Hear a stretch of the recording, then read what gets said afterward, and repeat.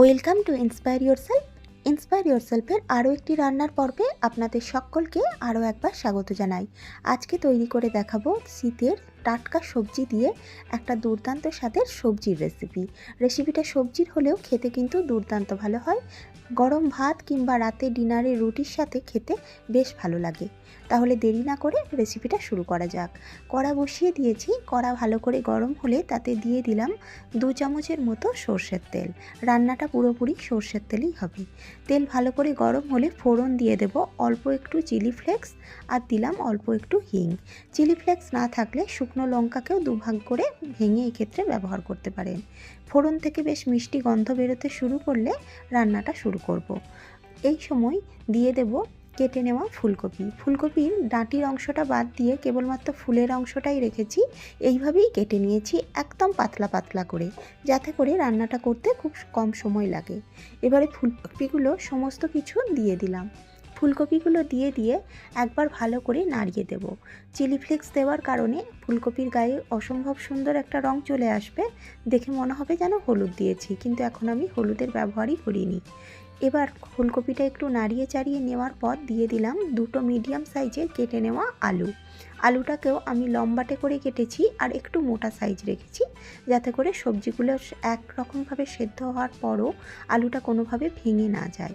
এবারে সমস্ত উপকরণগুলিকে ভালো করে ফুলকপি আর আলুকে ভালো করে মিশিয়ে নিয়ে নাড়িয়ে চাড়িয়ে একটু নেব। এই সময় দিয়ে দেব ফুলকপি আর আলুর জন্য পরিমাণ মতন অল্প একটু লবণের ব্যবহার পরে আবার করব, তাই এখন অল্প 1 চিমটে মতো লবণ ক্ষেত্রে ব্যবহার করলাম। এবারে লবণ দিয়েও ভালো করে নাড়িয়ে চাড়িয়ে ঢাকা চাপা দিয়ে মিনিট 5 রেখে দিয়েছিলাম।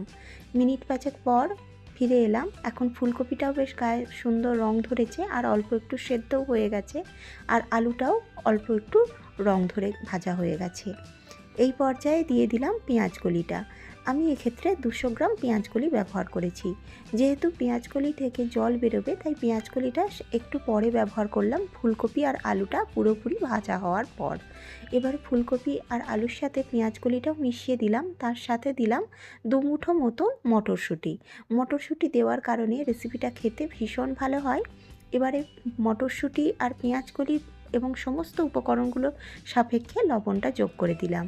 তার সাথে দিলাম অল্প একটু হলুদের গুঁড়ো। নামমাত্র উপকরণে এই রেসিপিটা তৈরি হয়ে যায়, কিন্তু গরম ভাতের সাথে কিংবা রাতে ডিনারে রুটির সাথে খেতে অসম্ভব ভালো লাগে। এবার ঢাকা চাপা দিয়ে মিনিট 5 মতো রান্না হতে দেব। সমস্ত উপকরণ মিশিয়ে মিনিট 5 রান্না করে নিয়েছিলাম। এই পর্যায়ে একটু চেক করে নেওয়ার পালা যে আলু বা ফুলকপি সেদ্ধ হয়েছে নাকি। দেখে বুঝতে পারছেন আলু এবং ফুলকপি সম্পূর্ণরূপে সেদ্ধ হয়েছে। আবার পেঁয়াজকলির রঙটারও পরিবর্তন হয়ে গেছে, পেঁয়াজকলিটাও বেশ সেদ্ধ হয়ে গেছে, দেখে বুঝতে পারছেন। এই পর্যায়ে আমার আর কিছুই দেওয়ার নেই। রান্না আমাদের অলমোস্ট রেডি। তৈরি হয়ে গেল আলু, ফুলকপি এবং পেঁয়াজকলি দিয়ে একটা দুর্দান্ত স্বাদের ভাজা রেসিপির শেষে চাইলে অল্প একটু পোস্তও যোগ করা যায়, তবে আমি না যোগ করেই সার্ভ করেছি।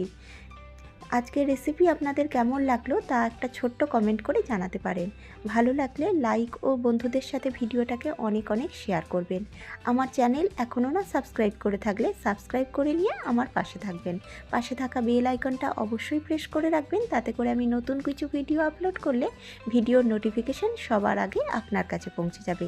দেখা হচ্ছে খুব তাড়াতাড়ি। তো ভালো থাকবেন। ধন্যবাদ।